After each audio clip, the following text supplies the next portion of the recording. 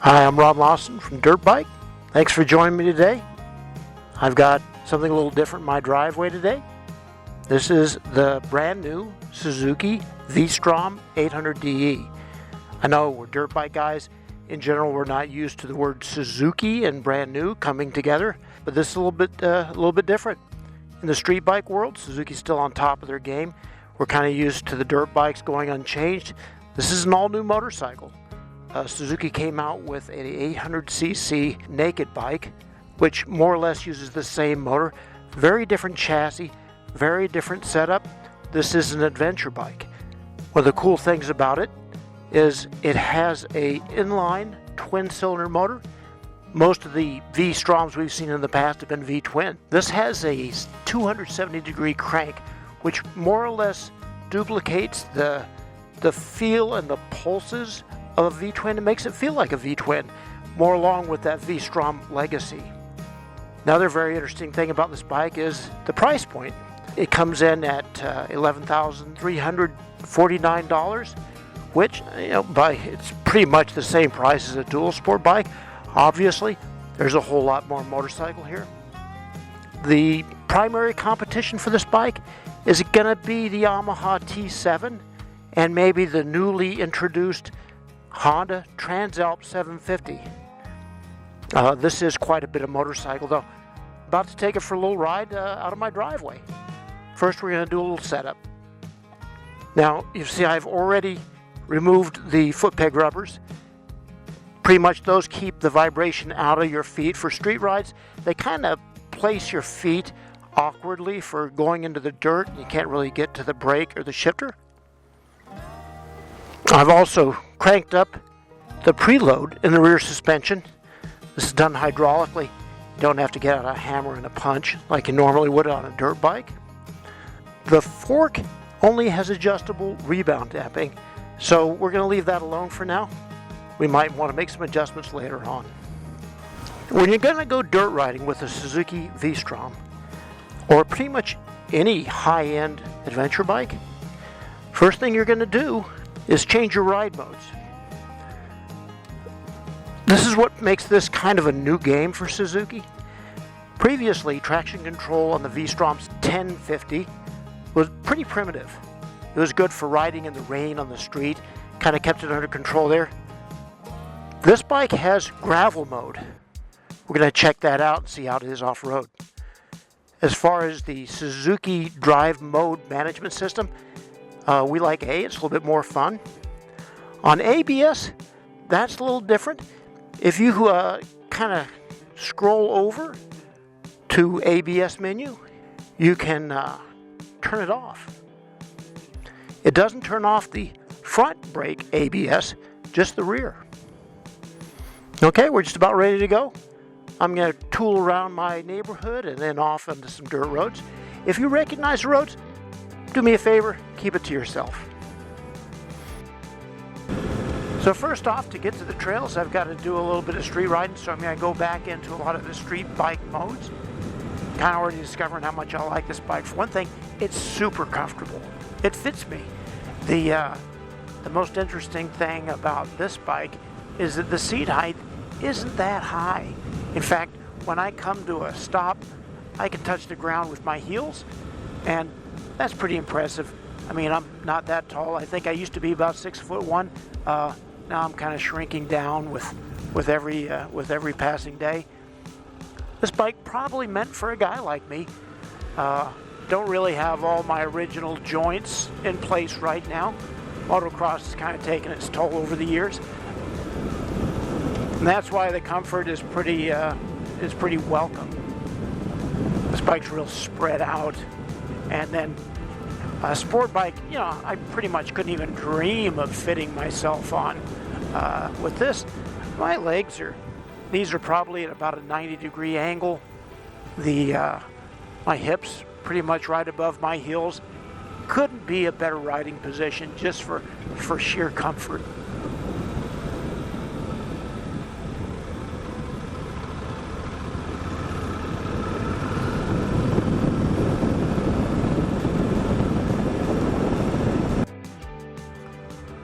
Well, naturally I'm who I am, so I'm going to go straight to the dirt as fast as I can.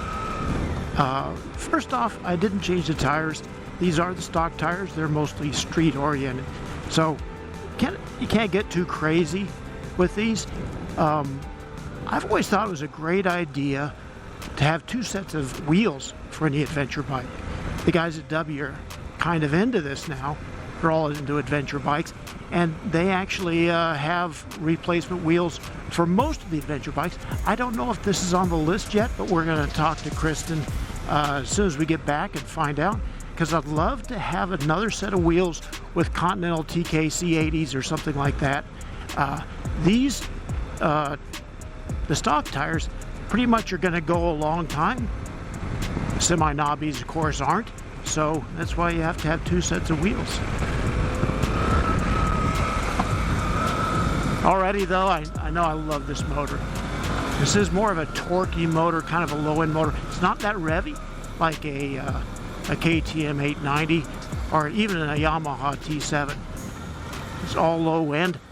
I love that 270-degree crank.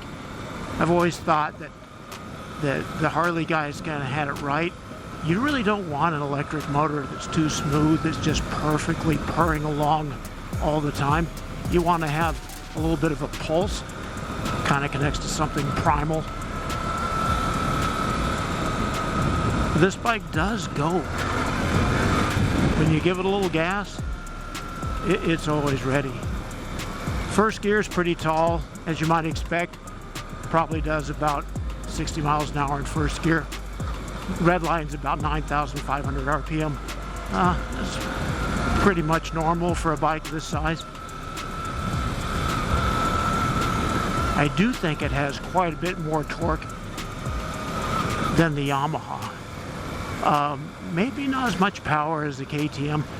This isn't quite in the same category as the KTM because of the price point. I think the Yamaha T7 sells for about $11,000. This thing is just a few $100s more. Does have quite a bit more features though. I gotta say, this bike, pretty low CG. It's easy to kind of throw around on this stuff.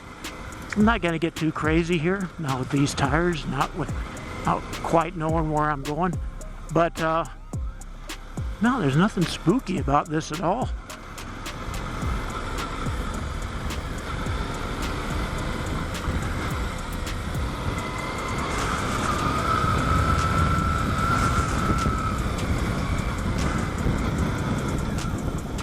Oh, I love the way the brakes work.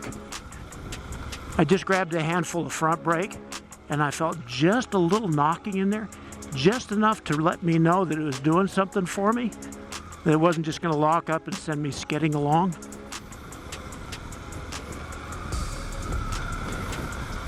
Now at this speed, the suspension seems about right. Not going too fast. I just wanted to have it handle the ruts, little rocks and things. Later on, might get onto a faster dirt road. But for now, this is fine. I think I'm gonna poke down in here, see what shape this dirt road's in. Again, don't want to go too crazy here. One of the great things about this bike is it feels perfectly comfortable standing up. They put the handlebars in the right place. The seat, pretty low, much lower than a T7's. I think that's about perfect though, because pretty much all the time that you're going to be in the dirt, you're going to be standing. And it's just the way this is.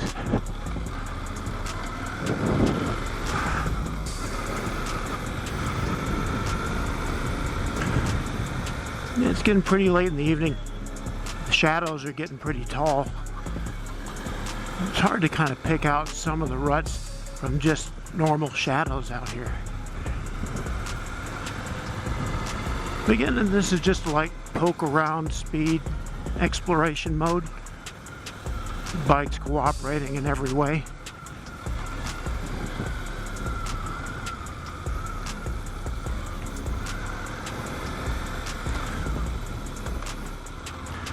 Let's go over here and see what kind of shape this trail is in.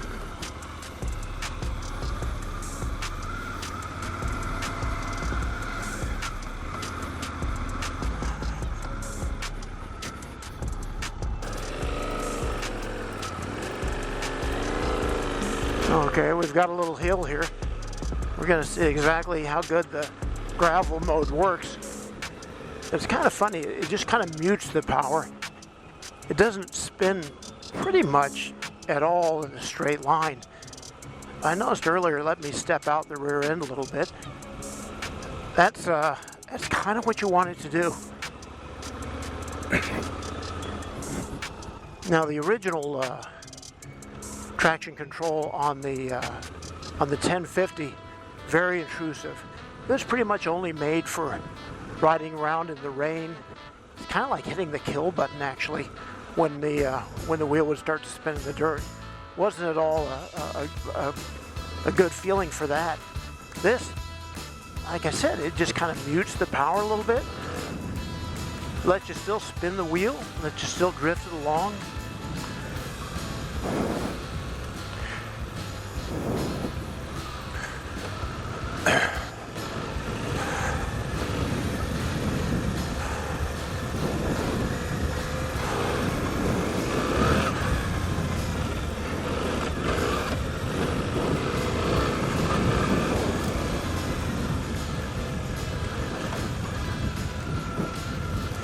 Anytime you get a bike that weighs upward of 500 pounds in the dirt, you know you're gonna have to pay attention. There's nothing about the V-Strom here that's gonna belie what it really is, which is, you know, it's just a whole lot of motorcycle.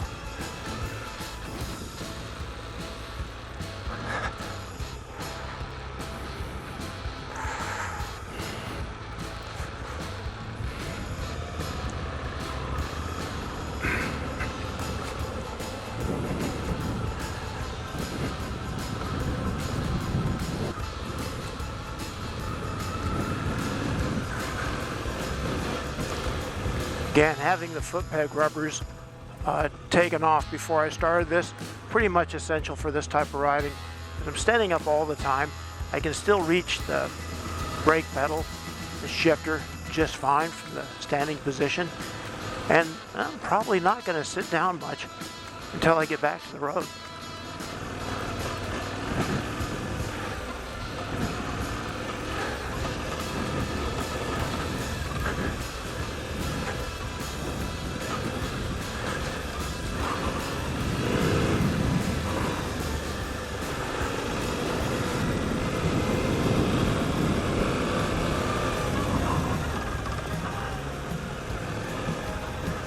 Really pleased with the power delivery right now. Gravel mode, again, the biggest step forward for this bike. This is probably the best traction control for the dirt to come out of Japan yet. Honda's is pretty good. I don't think that anyone else has anything to approach this, especially in this price range. Now, KTM's kind of on another level. They kind of pioneered all the modes for adventuring. BMW not far behind. The Japanese are definitely playing catch up in this area.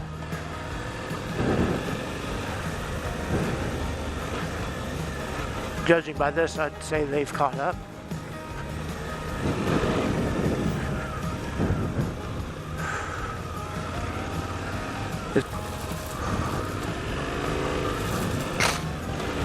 I have noticed a little bit of detonation when you get this thing really down in the low rev range. Open up the throttle, you'll hear a little tinkling, a little broken glass. I think that right now California is still in its summer blend of gasoline. Probably quite a bit of ethanol in it. Definitely not a performance blend. Let's just say that.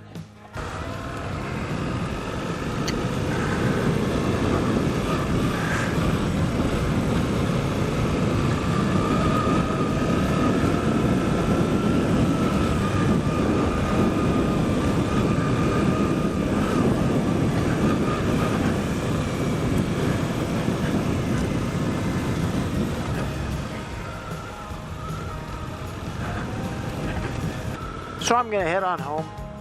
But to kind of wrap it up, this is a very impressive motorcycle. I'm completely digging it.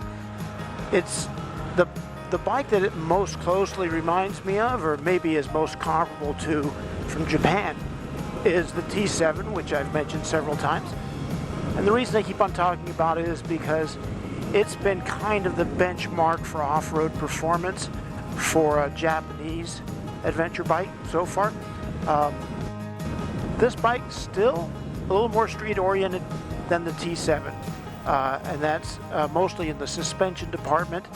But I gotta say, it has some things it does better than the Yamaha. And one thing is just overall comfort. This bike is very low to the ground compared to the T7, not nearly as tippy, has much lower center of gravity, and it's easier to handle. Anyways, we're gonna do a little bit more with this bike, maybe get it out along with some other adventure bikes. So stay tuned for that. And next month we're probably gonna ride the new Honda Transalp 750, and that should be an even better comparison. Thanks for watching.